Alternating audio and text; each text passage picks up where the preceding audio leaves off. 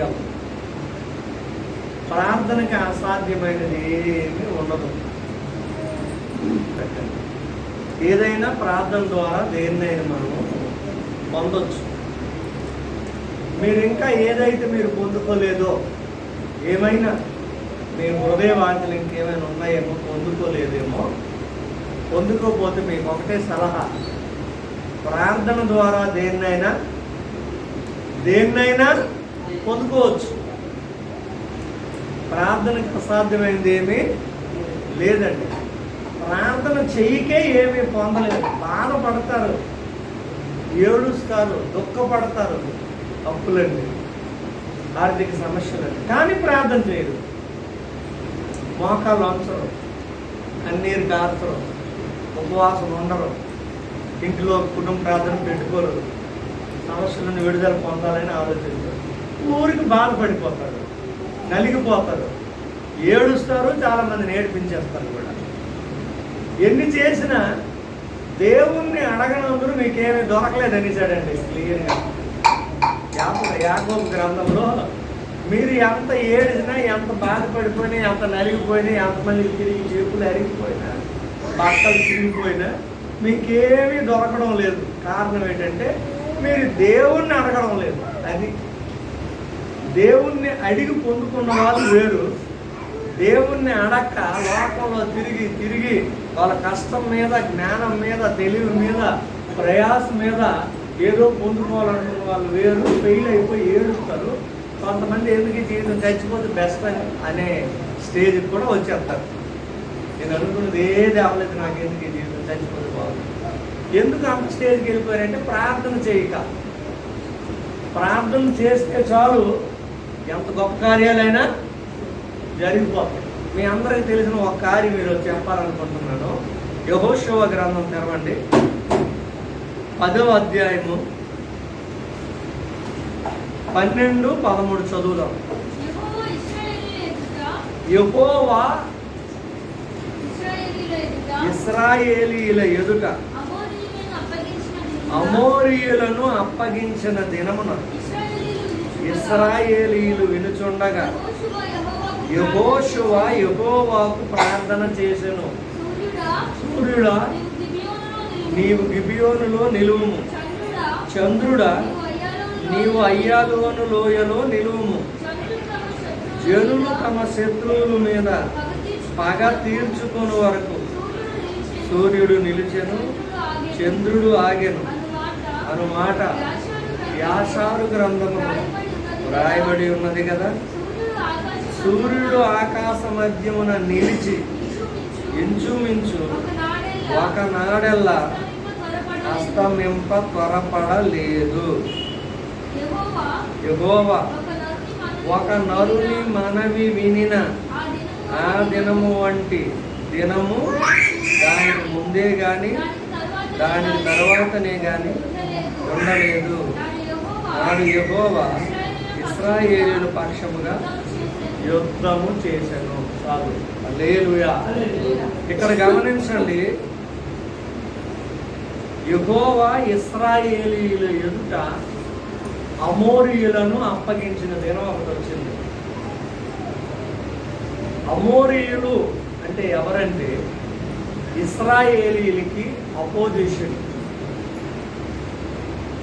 వ్యతిరేకులు. వాళ్ళు దేవునికి కూడా వ్యతిరేకులే.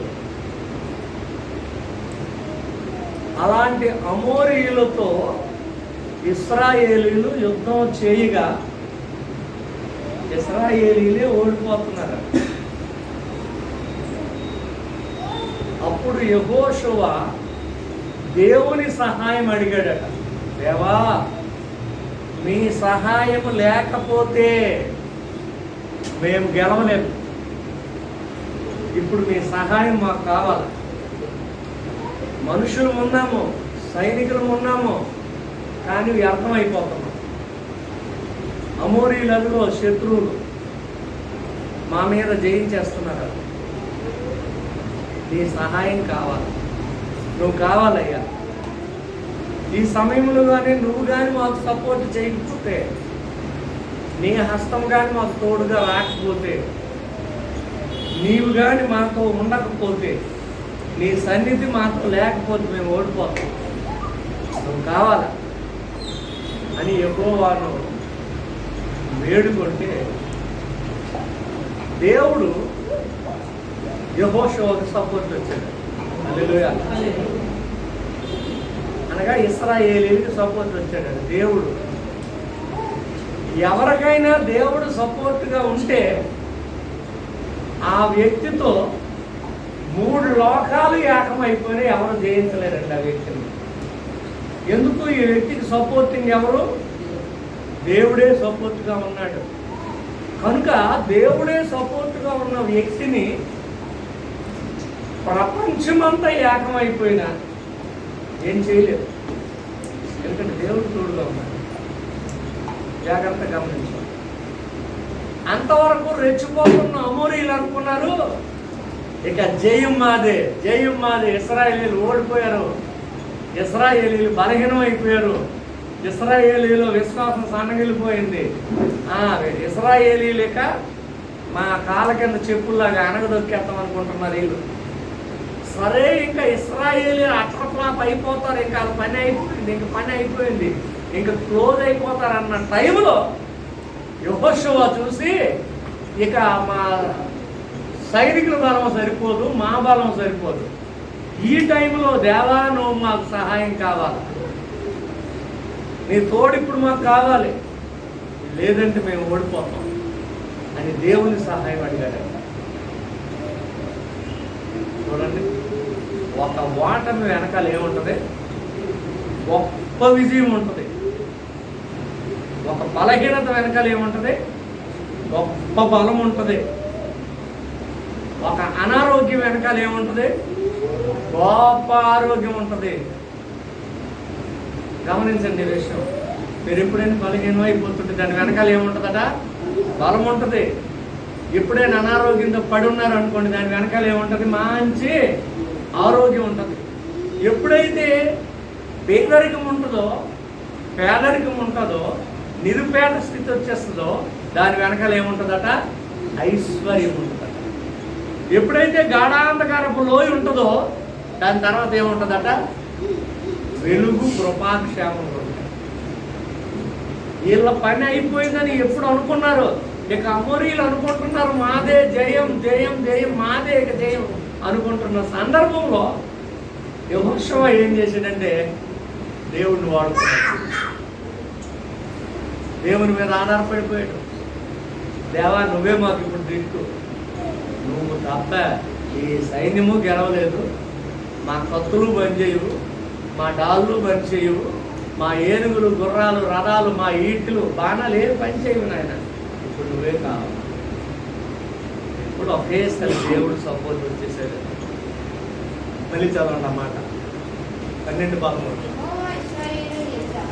యెహోవా ఇశ్రాయేలీయుల ఎదుట. ఎవరి ఎదుట అండి? అంటే యెహోవా ఎదుట ఎవరున్నారు?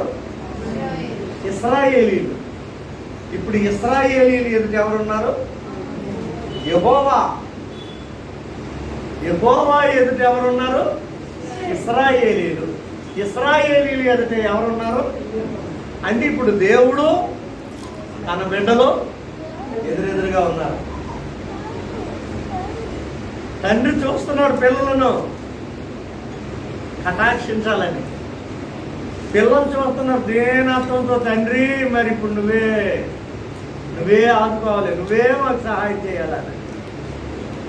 అర్థమైందండి? కనులు ముయ్యకుండా, కనులు తెప్పరేలా చేసి అలాగే చూస్తున్నారు ఈ సమయంలో. నువ్వే. వీళ్ళందరూ ఎవరి వైపు చూస్తున్నారు? దేవుడు ఎవరి వైపు చూస్తున్నారు? ఎవరు దేవుని వైపు చూస్తారో దేవుడు కూడా అలాంటి వారి వైపే చూస్తాడు. దేవుడు నీ వైపు చూస్తుంటే నువ్వు దేవునికి వెనకబెట్టావు అనుకోండి, ఇంక లేదు. చాలా సందర్భాల్లో దేవుడు నిన్ను దీవించాలని, ఆశీర్వదించాలని, నిన్ను బలపరచాలని నీ వైపు చూస్తుంటే కరెక్ట్గా అదే టైంలో నువ్వే చేస్తావట. ఏమండి? సరే, దేవుడు నిన్ను బ్లెస్ చేయాలి అని చూస్తుంటే నువ్వేం చేస్తావట? అప్పుడు ఏమండి ఈ రోజు ప్రార్థనకు వచ్చింది, రేపు ప్రార్థనకు వచ్చింది, ఎల్లుండి ప్రార్థనకు వచ్చింది, ప్రతి ప్రార్థనలో ఈవిడ ఎక్కిపిస్తుంది, ప్రతి మీటింగ్ ఉంది. సరే నెక్స్ట్ వీక్ వీళ్ళని బ్లెస్ చేయాలని దేవుడు అనేసరికి మనం ఏం చేస్తామట, సరే దేవుడు మన మీద దృష్టి పెట్టాడు అనేసరికి ఏం చేస్తామండి, దేవుడిని వెనక పెట్టేస్తాం.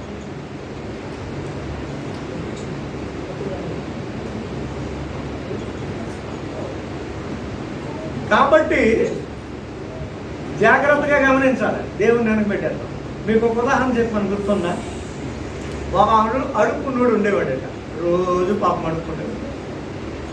అడుక్కొని ఒక గ్రామం వెళ్ళి తిరిగి వెళ్ళిపోతుండేవాడట. చూసేవాడట, అయ్యో ఈరోజు 100 రూపాయలు వాళ్ళని పడేసాడు, దేవుడు అదే ఇచ్చాడు. మళ్ళీ అడుక్కుండేవాడట, ఈరోజు 2 రూపాయలు ఫోన్లు ఇచ్చాలి. ఇలా రోజు వెళ్ళిపోతుంటే ఒక చక్రవర్తి గుర్రం మీద వెళ్ళిపోతూ ఎవరో రోజు వెళ్ళిపోతున్నాడు. అసలు ఎవరంటే అడుక్కున్నాడండి. పాపం ఒక్కొక్కసారి అడుక్కుంటున్నాడు కానీ ఏముండదు, ఒక్కొక్కసారి ఏదో కొంచెం అలాగే అడ్జస్ట్ అవుతున్నాడు, బాగా కొంచెం అలాగా. అయితే ఈసారి ఏం చేస్తారంటే మంత్రితో చెప్పాడు, నువ్వు కొంత ధనం మూట వాడు వెళ్ళి వస్తున్న రూట్లో ఆ రోడ్డు మీద అడుక్కోవడానికి వచ్చి వెళ్ళిపోతాడు, చూస్తాడు. ఇంకా ఆ మూట ఇంటికి పట్టుకెళ్ళిపోతాడు, దాన్ని ఓపెన్ చేస్తాడు, అందులో వాడికి కావాల్సిన వెండి బంగారం డబ్బు అంతా. ఇక ఆ రోజుతో ఆ దరిద్రం వదిలిపోతాయి అని మంత్రి గారు అలాగే చేశారు. ఆ దానం మూట పెట్టి ఒక చెట్టు చాటున దోగని చూస్తున్నాడు మంత్రి. వీడికి ఎక్కడ దరిద్రం పట్టుకుందో, అడుక్కున్నాడు, తిరిగి అడుక్కొని వెళ్ళిపోవచ్చు కదా. అడుక్కొని ఇటు అడు చూశాడు, నేను కళ్ళుండి అడుక్కుంటున్నాను కదా, గుడ్డోళ్ళలాగా అడుక్కుంటే ఎలా ఉంటుందో అని. ఎక్కడైతే ఆ మూట ఉన్న పాయింట్ ఉందో దానికి దగ్గరలో నుండి నేను కళ్ళు మూసుకొని గుడ్డోళ్ళలాగా అడుక్కుంటాను అని కళ్ళు మూసుకొని బాబు అనుకొని ఆ మూట దాటి ఆపలేసి ఎందుకు. ఈ మంత్రి గారు ఏం చేశారంటే మళ్ళీ మూట పెట్టుకొచ్చారు. ఏమీ ఆ మూట ఎక్కడ పెట్టలేదంటే, రాజా దరిద్రుడు కొట్టుడికి మనం ఎంత ఆశీర్వదిస్తామన్నా అది పొందుకోవడానికి ఆడికి అర్హత ఉండదండి. ఏమైంది, అంతవరకు బాగా ఉన్నాడు, అప్పుడు ఎందుకో ఆడికా ముందు మూసి గుడ్డోళ్ళ అడుక్కుంటే అనుకున్నాడు, కళ్ళు మూసుకుపోయాడికి. ఆ ముందునే ఏముంది, మూట ఉంది, ధనం ఉంది, ఐశ్వర్యం ఉంది, ఆశీర్వాదం ఉంది, కానీ వీడి కళ్ళు ఏమయ్యాయి, మూసుకుపోయాయి. చాలా మంది కళ్ళు ఇలాగే మూసుకుపోతాయి. ఎందుకు? ఈ యుగ సంబంధమైన అంధకార దేవత వారి మనోనేత్రాలకు గుడితనం. కళ్ళు మూసుకుపోతాయి. అంటే 500 జేబులో ఉంటే చాలు, ఆ రోజు ప్రార్థనకు రారు, కళ్ళు మూసుకుపోతాయి. 4 చుట్టాలు వస్తే చాలు, ఆ రోజు ప్రార్థనకు రారు, ఊరు మీద తిరగడానికి వెళ్తారు, కళ్ళు మూసుకుపోతాయి. శాలరీ అందితే చాలు, ఆ రోజు ప్రార్థనలు, కళ్ళు మూసుకుపోతాయి. ఈ విధంగా చాలా మందికి కళ్ళు మూసుకుపోతున్నాయి. సరే దేవుడు బ్లెస్ చేస్తాడన్నప్పుడు దాటుకొని వెళ్ళిపోతున్నారు, దరిద్ర కొట్టేలాగే బతుకుతున్నారు. దేవుని నమ్మింది మొదలుకొని చచ్చి వరకు అదే స్టేజ్, అదే బతుకు, అదే తీరు, అదే పేరు, అదే ప్రవర్తన, ఏమి మార్పులు చేతులు ఉండవు. అంటే దేవుడు బ్లెస్ చేద్దామన్నా అది పొందుకోవడానికి అర్హత లేకుండా అయిపోతున్నారు. చూసారా, ఈ రోజుల్లో చాలామంది కళ్ళు మూసుకుపోతారు. కళ్ళు మూసుకుపోయారంటే మత్తులోకి వెళ్ళిపోతున్నారని అర్థం. చర్చిల్లోనికి వచ్చి మత్తులోనికి వెళ్ళిపోతున్నారు. కొంచెం డబ్బు కలిగితే డబ్బు మత్తులోకి వెళ్ళిపోతున్నారు, కొంచెం అందం కలిగితే అందం మత్తులోకి వెళ్ళిపోతున్నారు, కొంచెం రక్తం పుష్టి బాగుంటే కండలు గుండెలు ఈ మత్తులోకి వెళ్ళిపోతున్నారు, మైకంలో పడిపోతున్నారు తప్ప ముందున్న దేవుని ఆశీర్వాదాన్ని పోగొట్టుకుంటున్నారు చాలా. అయితే అక్కడ ఇశ్రాయేలీయులు ఎదుట అమోరీయులను అప్పచెప్పాడు దేవుడు. ఇశ్రాయేలీయులైతే మీరైతే వారిని సంపాదించలేదు, వారిని జయించలేరు అని అమోరీయులను దేవుడే అప్పచెప్పాడు శత్రువులను. ఇదిగో ఈ శత్రువుని నీ చేతిలో పెడుతున్నాను, ఎలాగ జయించాలి. హల్లెలూయా. చూడండి, శత్రువుని తీసుకొచ్చి పెట్టడము దేవుని పని, వారిని ఓడించడము జయించడము భక్తుడి పని. అర్థమైందా? ఒక సమస్య నీ ముందు ఉందనుకోండి, ఆ సమస్యని ఎలాగ జయించాలో, ఓడించాలో, దాన్ని ఎలాగ నిర్మూలన చెయ్యాలో దేవుడు చెప్తాడు. మిగతా పని అంతా చేయవలసింది ఎవరు? మనమే చేయాలి. ఇప్పుడు దేవుడే ఒక పెద్ద కత్తి పట్టుకొని ఇలాగైతే మొత్తం తలకాయలన్నీ ఎగిరిపోతాయి కదా. కానీ ఆయన కత్తి పట్టుకోలే, వీళ్ళ చేతికే కత్తులు ఇచ్చాడు. యుద్ధము వీళ్ళనే చేయమన్నాడు, డాలు వీళ్ళనే పట్టుకోమన్నాడు. కాకపోతే దేవుడు వీళ్ళకి ఎలా ఉన్నాడండి? తోడు, సపోర్ట్ ఉన్నాడు. హల్లెలూయా. దేవుడు మనకి సపోర్ట్. అసలు వాక్యం ఏముందండి? యెహోవా నాకు సహాయకుడు. దేవుడు ఎవరండి? ఫర్ ఎగ్జాంపుల్, ఒక ఫ్యాన్ బిగించాలి. బిగించిన వాడు వేరుగా ఉంటాడు. ఒక 4-5 కుర్చీలు ఏ బాబు బిగించుకుంటుందండి. ఒకడు ఉంటాడు, మీరు బిగించండి, నేనేమో పట్టుకుని హెల్పర్. ఈడేమో ఓనర్ అనమాట, పైకి ఎక్కినాడు.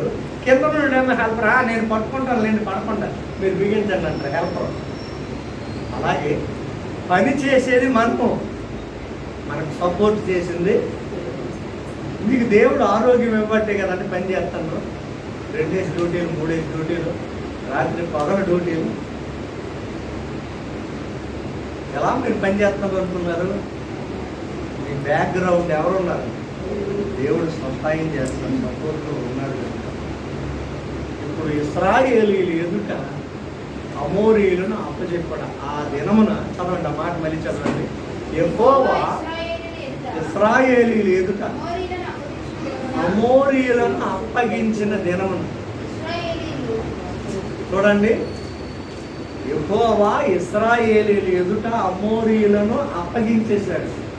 దేవుడు అప్పచెప్పాడు. లేకపోతే వాళ్ళు వీళ్ళకి దొరకదు, వాళ్ళని వీళ్ళు ఓడించలేరు, వాళ్ళని వీళ్ళు జయించలేరు. దేవుడే అప్పచెప్పేశాడు. అర్థమైందండి? ఆ అమోరీయులను అప్పగించిన దినమున ఇశ్రాయేలీయులు వినుచుండగా యెహోషువ, చూసారండి, ఎప్పుడైతే శత్రువులను అప్పచెప్పేశాడో అప్పుడు నాయకుడైన యెహోషువ ఇశ్రాయేలీయులు వినుచుండగా వారి ఎదుట ప్రార్థన చేశాడట. ఈ ప్రార్థన ఎవరు వింటున్నారండి? ఇశ్రాయేలు వింటున్నారు. ఎదురుగా ఎవరున్నారు? దేవుడు ఉన్నారు.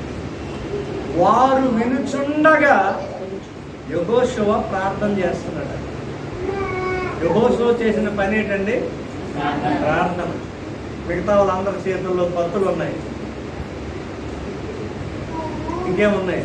డాళ్ళు ఉన్నాయి, కిరీటాలు ఉన్నాయి, రథాలు ఉన్నాయి, ఏనుగులు ఉన్నాయి, గుర్రాలు ఉన్నాయి, సైన్యం ఉంది. అందరి చేతిలో ఉన్నాయి రెడీగా. కానీ యెహోషువ ఏం చేస్తున్నాడు? ఎవరికి? ఎవరు వినుచుండగా? ఇశ్రాయేలీయులు వినుచుండగా యెహోవాకు ప్రార్థన చేస్తున్నారు. ఆయనతో పాటు ఇశ్రాయేలీయులు ఉన్నారు. వీళ్ళు వినుచుండగా ముందున్న యెహోవాకు ప్రార్థన చేస్తున్నారు. నువ్వు కూడా ఎంతమంది సైనికులు ఉన్నా, ఎంతమంది కుటుంబం ఉన్నా, ఆ కుటుంబమే బోల్దండి. వంటలు చేయాలి కానీ 4 రోజులు వండొచ్చండి మనందరికీ. ఎంతమంది జనాలు ఉన్నా వాళ్ళు వింటుండగా నువ్వు చేయవలసిందేంటి? అది కానీ చేయకపోతే ఈ సైన్యం ఎంత ఉన్నా చచ్చిపోవడమే, శత్రువుల దగ్గర ఓడిపోవడమే. యెహోవాకు ప్రార్థన, వీళ్ళందరూ వింటుండగా ప్రార్థన చేశాడు. అంటే ఒక మాదిరిగా కనపడుతున్నాడు అక్కడ. ఇదిగో నేను ఈ విధంగా చేస్తున్నాను. సమస్య వచ్చినప్పుడు, శత్రువులు మన మీదకి దండెత్తినప్పుడు, మనం ఓడిపోతున్న సందర్భంలో ఇదిగో నేను ఈ పని చేస్తున్నాను, మీరు కూడా నా తర్వాత తరం వారు కూడా మీరును ఇలాగే చెయ్యండి అని ఒక మాదిరి చూపిస్తున్నాడు. యెహోవా ప్రార్థన చేశాడు. చూడండి, ప్రార్థన ఎంత శక్తివంతమైనది. నువ్వు ఎప్పుడైనా ప్రార్థన చేసావా? నీ ఇంటి వారు వినుచుండగా, నీ పిల్లలు వినుచుండగా ఎప్పుడైనా ప్రార్థన చేసావా? కొంతమంది నీ గదిలో నువ్వు ప్రార్థన చేసుకో, నా గదిలో నేను ప్రార్థన చేసుకుంటాను, నేను బాత్రూమ్ దగ్గర నేను ప్రార్థన చేసుకుంటానులే, హాల్లో నేను ప్రార్థన చేసుకుంటాను, మేడ మీద నేను ప్రార్థన చేస్తాను. సిగ్గు లేదు. మళ్ళీ ఒక ఇంట్లో ఉన్నోలా ఎవరి గదిలో వాళ్ళు ప్రార్థన చేసుకుంటారు. పనులు అనుకుంటారండి ఎవరి గదిలో చేసుకోవాలంటే. ఫ్యామిలీ అన్నప్పుడు నలుగురు కలిసి ప్రార్థన చేయాలి. అది కుటుంబ ప్రార్థన. కుటుంబ ప్రార్థన అంటే కుటుంబంలో ఎంతమంది ఉన్నారు అందరూ కలిసి ఒకేసారి చేయాలి. నువ్వు చేసుకొని నువ్వు పడుకుని పో, నువ్వు చేసుకొని నువ్వు పడుకుని పో, నేను సీరియల్ చూస్తున్నాను, ఇది అయిపోయిన తర్వాత నేను చేసుకొని నేను పడుకుని పోతానులే. అయితే మీ ముగ్గురు చేయండి, నేను హిందీ సినిమా చూస్తాను, 12 అవుతుంది, అప్పుడు నేను ప్రార్థన చేసుకుని పడుకుంటానులే. ఏమి క్రమశిక్షణ అంటే ఇలాంటి వాళ్ళు క్రైస్తవులు అంటావా? ఇలాంటి వాళ్ళు అందరూ దిక్కు పరిగెట్టి ఇది కొట్టవద్దు. నాకు ఎంత కోపం వచ్చేదో తెలుసా? కుటుంబ ప్రార్థన అంటే కుటుంబం అందరూ కలిసి ఉన్న చేసే ప్రార్థన అండి. సంఘ ప్రార్థన అంటే సంఘం అందరూ వచ్చి చేసిన ప్రార్థన అండి. వ్యక్తిగత ప్రార్థన అంటే నువ్వు ఒంటరిగా ఎక్కడో ఉన్నప్పుడు చేసుకున్న ప్రార్థన అండి. ఆ మాత్రం బుర్ర ఉండదా? చదువుకున్న వాళ్ళు అదే తీరు, చదువు లేని వాళ్ళు కూడా అదే స్థితి. ఫ్యామిలీ ప్రేయర్ అంటే 2, 3, 4, 5 ఎంతమంది ఉంటే అంతమంది కలిపి ఒకే దగ్గర ప్రార్థన చేయాలి, ఒకేసారి పాట పాడాలి, ఒకేసారి ఆరాధన చేయాలి, ఒకేసారి వాక్యం చదువుకోవాలి, ఒకేసారి దేవుని స్తుతించాలి. అది అప్పుడు ఎక్కడ 2, 3 నా నామను కూడి ఉంటారు, వారి మధ్యలో నేను ఉంటాను, దీవిస్తాను, వాగ్దానం నెరవేరుస్తుంది. ఎవరు లేరు, ఏకాకు నువ్వు ఒక్కడవే చేసుకో, ఒక్కరిదే చేసుకో, నీ ఇష్టం. ఎక్కడ అడవిలోనే చేసుకుంటావో ఎక్కడ చేసుకుంటావో నీ ఇష్టం. ఇశ్రాయేలీయులు వినుచుండగా, యెహోషువ అక్కడ ఇశ్రాయేలీయులు ఉన్నారు, వాళ్ళు వినుచుండగానే యెహోషువ దేవునికి ప్రార్థన చేస్తున్నాడు. ఏమంటే నీ ప్రార్థన పక్క వాళ్ళకి వినబడకూడదా? కొంతమంది ప్రార్థన చేస్తే పక్క వాళ్ళకి వినబడుతుందేమో, ఎక్కడ ప్రార్థన నుంచి నేర్చుకుంటుందేమో, ఇటు ఒక అర్థం బంగారం కొరకు అయిపోద్దా? అమ్మ నేను గట్ట పాడను, నేను గట్ట అమ్మో నేను పాడినంటే నువ్వు మళ్ళీ నేర్చుకుని పాడేస్తావు, జాగ్రత్త. చూసారండి ఏంటి పద్ధతి? ఎన్ని సంవత్సరాల నుండి బైబిల్ చదువుతున్నారు? బైబిల్ చదివి కాగితాలు కూడా తినేస్తారు కొందరు బైబిల్ చూడండి, ఆది కాండం నిర్గమ కాండం ఉండదు, తినేసారు అప్పుడే. కొందరు అట్లా ముక్కలు చేసి తినేస్తారు. ఇలా ఇక్కడ ఎవరో పాట కోసం మొత్తం తినేసారు. అర్థమైందా? యెహోవాకు ప్రార్థన చేస్తున్నాడు. అక్కడ ఇశ్రాయేలీయులు ఉన్నారు. ఎందుకు వారు వింటుండగా ప్రార్థన చేశాడు? ఇక్కడ ఒక విషయం మీరు నాకు చెప్పాలి జవాబు. యెహోవా ఉన్నాడు, ఇశ్రాయేలీయులు ఇక్కడ ఉన్నారు, వాళ్ళు వినుచుండగా ప్రార్థన చేస్తున్నాడు యెహోషువ. ఎందుకు? వాళ్ళు కూడా ఏకీభవించాలి, ఆ ప్రార్థనకు మరింత బలం రావాలి. అర్థమైందా? వాళ్ళు కూడా ఉజ్జీవింపబడాలి, వాళ్ళు కూడా బలపడాలి. ఎందుకంటే యెహోషువ వాళ్ళకి అక్కడ నాయకుడు. ఓహో మన నాయకుడు ఇలా ఉన్నాడు, నెక్స్ట్ మనం కూడా అదే విధంగా తయారాలన్న తీర్మానం వారిలో రావాలి. నా పెద్దలు నేను చేసుకున్న ప్రభు నన్ను రక్షించిన వాళ్ళు ఎలాగా పోనీ, వాళ్ళ పేగలు పోతే నాకేమో, నేను నా భార్య నా పిల్లలు బాగున్నాను అనుకోలే. చదవండి, మరలా మాట చదవండి. ఇశ్రాయేలీయులు వినుచుండగా యెహోషువ యెహోవాకు ప్రార్థన చేసిన వాళ్ళు వింటుండగా, ఇక్కడ వీళ్ళు వింటున్నారు, ముందున్న దేవుడు కూడా వింటున్నాడు. ఆ ప్రార్థన చేశాను. ఏమని చేశాడో చూడండి. ఆ ప్రార్థన, సూర్యుడా నీవు గిబియోనులో నిలువు, చంద్రుడా నీవు అయ్యాలోను లోయలో నిలువు. జనులు తన శత్రువుల మీద పగ తీర్చుకుని వరకు సూర్యుడు నిలిచెను, చంద్రుడు ఆగి. అదేనండి వాళ్ళు వింటుండగా. ఎలాంటి ప్రార్థన అండి? ఎంతవరకు ప్రపంచ చరిత్రలో ఎవరు అలాంటి ప్రార్థన చేయలేదు. ప్రపంచ చరిత్రలో సృష్టి పుట్టింది మొదలుకొని ఇప్పటికి 6000 సంవత్సరాలు అవుతుంది. ఈ 6000 సంవత్సరాలు ఎంతవరకు ఒక మనిషి కూడా అలాంటి ప్రార్థన చేయలేదు. ఎలాంటి ప్రార్థన చేస్తున్నాడండి వీళ్ళు వింటుండగా? సూర్యుడు వైపు చూశాడట, నీవు అయ్యాలోనులో ఆగిపో, నీవు గిబియోనులో ఆగి. అంటే సూర్యుడు పని అయిపోయింది, ఉదయించాడు, ఇక అస్తమించడానికి రెడీ అయిపోతున్నాడు. నువ్వు ఆగు అన్నాడు. ఎవరిని? మనిషినే. అవునండి, ఒక మనిషి చెబితే సూర్యుడు వింటాడా? పోనీ మీరు సీమకి చెప్పండి, సీమ నువ్వు ఎలా చేయాలంటానండి, వెళ్తాం మానేస్తా. సీమ ఒక సీమే మన మాట విందాం. దోమ కలకే ఒక దోమే విందాం. బల్లి బల్లి మా గోడ ఎక్కకే బల్లే విందో, పిల్లి పిల్లి పిల్లి నన్ను చూడకే పిల్లే విందో. సృష్టిలో ఉన్న ఒక కప్ప ఉంటుందన్నమాట, కప్ప. అలాంటిది ఒక సూర్యుడితో చెప్తున్నాడు, సూర్యుడా గిబియోనులో నువ్వు ఆగిపో, నువ్వు అస్తమించడానికి వెళ్ళిపోతున్నావు. నువ్వు కానీ అస్తమించేస్తే ఇక్కడ యుద్ధం చేయడానికి పోతావు. యుద్ధం చేయాలంటే ఏముండదు, వెలుగు ఉండాలి. నువ్వు అస్తమించే చీకటి అయిపోద్ది. చీకటి అయితే యుద్ధం, చీకట్లో యుద్ధం చేయడానికి అవ్వదు, వెలుగులోనే యుద్ధం చేయాలి. హల్లెలూయా. వెలుగులోనే యుద్ధం, పరిశుద్ధతలోనే యుద్ధం, పవిత్రతలోనే యుద్ధం, మంచిలోనే యుద్ధం. యుద్ధం చేయాలి. చీకట్లో పాపంలో ఇంక చేయడానికి లేదు, అయిపోయింది నీ పని. ఇప్పుడేమో చంద్రుడు వచ్చేస్తున్నాడు.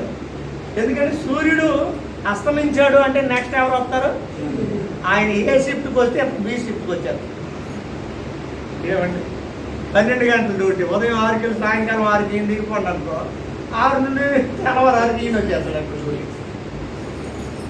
కొన్నిసార్లు ఏమవుతుంది, మా రిలీవర్ వచ్చే వరకు నేనే ఉండాలంటే ఆ రిలీవర్ అటు రావాలి, ఈయనేమో వెళ్ళిపోవాలి. ఆయనేమో అటు వచ్చేయడానికి రెడీ అయిపోతున్నాడు. ఇటు సూర్యుడిని చూశాడు, సూర్యుడా నువ్వు గిబియోనులో ఆగిపో అన్నాడు.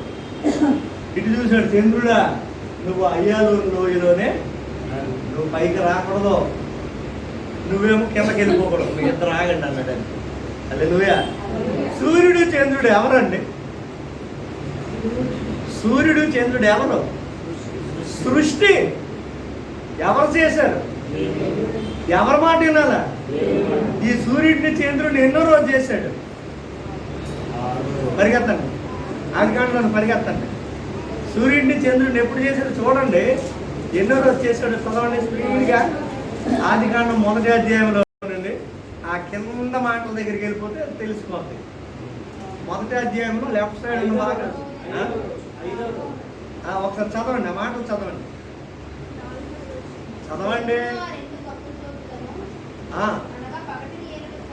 పగటిని ఏలుటకు పెద్ద జ్యోతిని,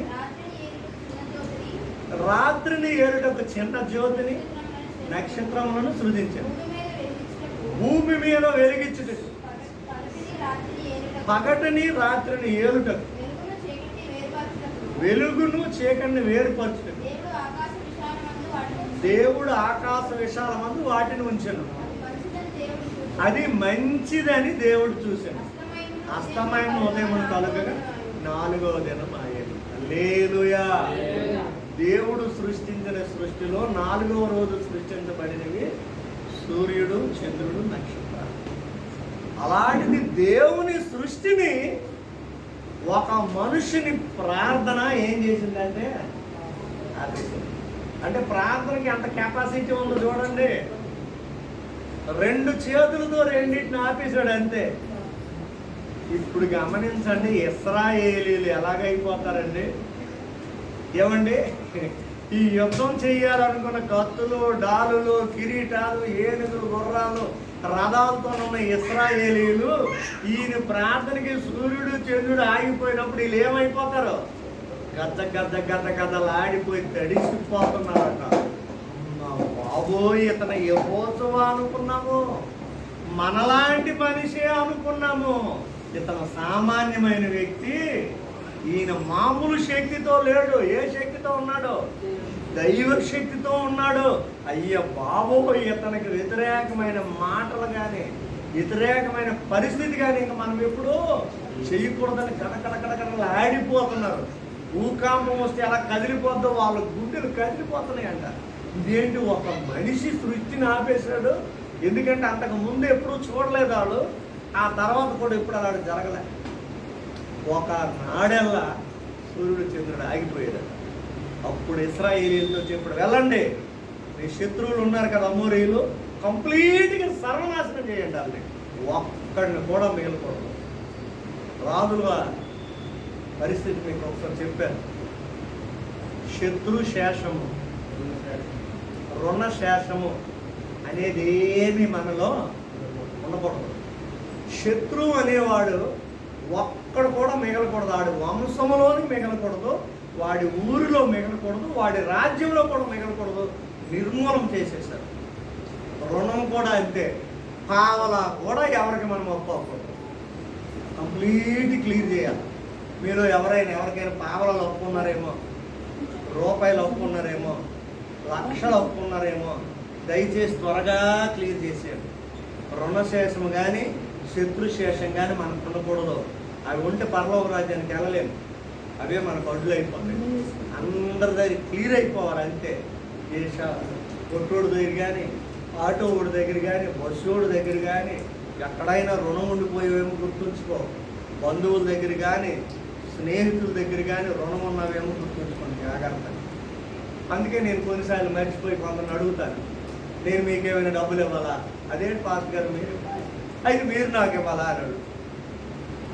ఈరోజు ఉదయం ఒకళ్ళ ఇంటికి వెళ్ళి అలాగే, నేనేమైనా మీకు డబ్బులు ఇవ్వాలంటే ఇవ్వలేదు, మరి మీరేమైనా ఇవ్వాలంటే పాస్టర్ గారు మర్చిపోయినంటే 1100 మీకు ఇవ్వాలంటారు. అది చెప్తే కానీ నాకు తెలియదు.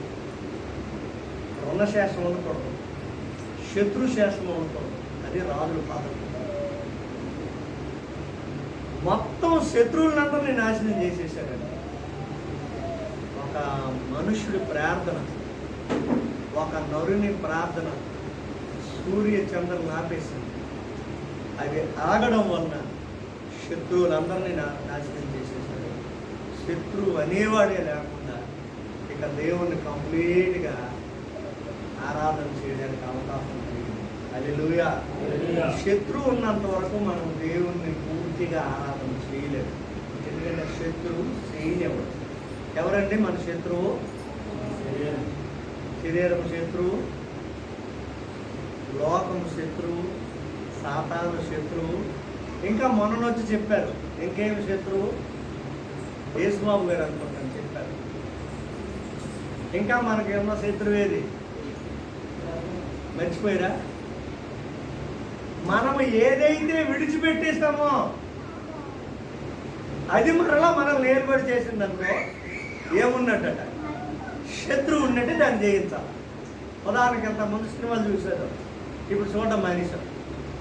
మరలా చూడడానికి మనసు కలుగుతుందంటే నీ శత్రువు నిన్ను ఓడించేస్తాడు. వాళ్ళకి ఇంతకుముందు గొడవలు అల్లర్లు చేసేవాళ్ళం, మానేసాం యేసులోనికి వచ్చి. ఇప్పుడు మరలా అలాంటి పరిస్థితుల్లోకి వెళ్దామంటే నువ్వు శత్రువుని నీకు జయించలేదు, ఓడిపోతుంది. అలాగే నీకున్న శత్రువులు అందరినీ నిర్మూలన చేసేయాలంటే, జయించాలంటే ప్రార్థన చేయాలి. ప్రార్థనే ఆయుధం. ఆ ప్రార్థన ద్వారా దేవుడు యోసేపుకు సపోర్ట్ వచ్చాడు. మనం కూడా ప్రార్థన చేసి అన్నిటినీ చేయిద్దాం, అన్నిటినీ ఓడించేద్దాం. తుంపు వస్తుంది, నిద్ర వస్తుంది, దాన్ని జయించాలా. బద్ధకము విసుగవుతుంది, దాన్ని జయించాలా. ఏదంటే కానివ్వండి, నిన్ను పాడు చేస్తుంది ఏది ఉన్నా దాన్ని నువ్వు జయించాలి. కొంతమందికి ఎక్కువ నిద్ర ఉండడం వల్ల కూడా పాడైపోతుంది. కొంతమంది అస్సలు నిద్రపోకపోవడం వల్ల కూడా పాడైపోతుంది. కొంతమంది బాగా తినడం వల్ల పాడైపోతారు, కొంతమంది తినకపోవడం వల్ల కూడా పాడైపోతారు. ఏది నిన్ను పాడు చేస్తుందో దాన్ని జయించాలి, ఓడించాలంటే. కొంతమంది కోపం పాడు చేస్తుంది. ఆడు కోపం వచ్చి మనిషి కాడండి అంటాడు, ఏదైపోతుంది కోపం వస్తే. మామూలుగా ఉంటే మనిషి అట, కోపం వస్తే ఎద్ద, దెయ్యమా, సింహమా, గాడిద, పులే, దాన్ని కూడా జయించాలి. యోగశివ ప్రార్థన ద్వారా అలాంటి గొప్ప జయ జీవితాన్ని మనం కూడా ప్రార్థన చేస్తే దేన్నైనా ఆపచ్చు. ఆయన ఏమైపోయాడు? సూర్యుడిని ఆపేశాడు. చాలామంది మోషే ఏం చేశాడు ప్రార్థన ద్వారా? సముద్రాన్ని 2 ముక్కలు చేసేసాడు, 2 పాయలు చేశాడు సముద్రాన్ని. అపోస్తలుడు పౌలు స్పీరలు ప్రార్థన ద్వారా ఏం చేశారు? శరసాలను పగలగొట్టేశారు. తప్ప పేతురు శరసాల్లో ఉన్నప్పుడు సంఘమంతా కలిసి ప్రార్థన చేశారు, సంఖ్యలు పగలగొట్టేశారు. చూడండి, ఆనాడు ప్రార్థన చేస్తే ఎరుకో గోడలు కూలగొట్టేశారు అంతే ప్రార్థన ద్వారా.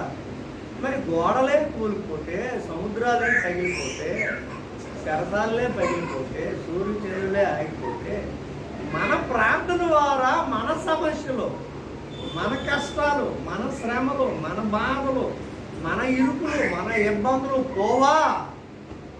ఏమండి పోవా? ప్రార్థన ద్వారా వీటన్నిటిని జయించవచ్చు. అంత ఎక్కువగా ప్రార్థన చేయండి. యెహోషువలా ప్రార్థన చేయండి. ముందు దేవుడిని ఉంచుకొని ప్రార్థన చేయండి. ఇశ్రాయేలు నీ పిల్లలు, నీ ప్రజలు వింటుండగా నీ ముందు దేవుడిని ఉంచుకొని ప్రార్థన చేయండి. కొంతమంది ప్రార్థన చేస్తారు, కానీ వాళ్ళ ముందు ఎవరు కనబడతారు. ఇలా కళ్ళు మూస్తారు, ప్రభువా నీకు స్తోత్రం అని నిజరకాల ఆయన కనబడతారు. తండ్రి నేను పొందనాలు అంటే వాళ్ళ పిల్లలు కనబడతారు అక్కడ. ప్రభువా నీకే కృతజ్ఞతలు. సీరియల్లో చూసిన ఆ సీన్లన్నీ కనపడుతుంటాయి అక్కడ. దేవా నీకే వందనాలు ఆడుతున్న కయ్యాలన్నీ కనపడుతుంటాయి అక్కడ. మరి నీ ముందు ఇవన్నీ కనబడితే నువ్వేం ప్రార్థన చేస్తావు? అందుకే ఇసుకుపోయి ప్రభు నీకు పాత్ర నీకే వందనాలు నేను లేకపోతాను. బాబు నీ ప్రార్థన లేక లేకపోతాను. ఎందుకంటే అదే ముందు దేవుడే కనబడితే నీ విసుగు ఉండదు, చిరాకు ఉండదు, పరాకు ఉండదు. అలాగే ఆయనలో కలిసిపోయి ప్రార్థన చేస్తాం. నిత్యము కదలని సీయోను కొండపై నిత్యము కదలని సీయోను కొండపై యేసయ్యా యేసయ్యా యేసయ్యా యేసయ్యా నీదు ముఖము చూచుచు పరవశించి పాడేదా యేసయ్యా నీదు ముఖము చూచుచు పరవశించి పాడేదా కలవరపడిని కొండల వైపు